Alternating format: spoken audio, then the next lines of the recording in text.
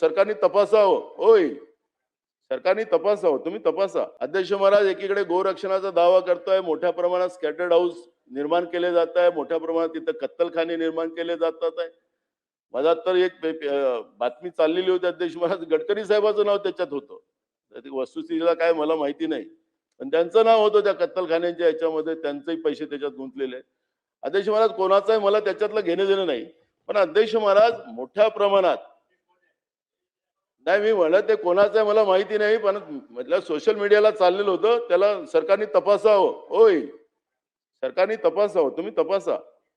तपासावं ते आलंय म्हणून सोशल मीडियाला तुम्ही तुम्हाला लक्षात आणून दिलेलं आहे आम्ही. फार सिनियर लीडर गडकरी साहेबांचं नुकसान होऊ नये तेच माहिती तुम्हाला देतोय. हे जे गोरक्षणाच्या नावाने तुम्ही ₹50 देता आता.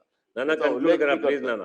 गोरक्षणाच्या नावाने जे ₹50 तुम्ही देतात मला सरकारने माहिती दिली पाहिजे ते गोरक्षण खरेच सगळे व्यवस्थित चालले आहेत का? तिथं त्याच्याजवळ जनावरं असतात काय? काय हे जनतेचे पैसे लुटायचं काम करताय का? राज्यामध्ये कत्तलखाने किती आपण या सरकारने निर्माण केले त्याची माहिती आपण देणार आहेत का? अध्यक्ष महाराज गोरक्षणाच्या नावाने लूट चाललेली या राज्याच्या तिजोरीचे अध्यक्ष महाराज हे या ठिकाणी मी आवर्जून सांगतो. धन्यवाद.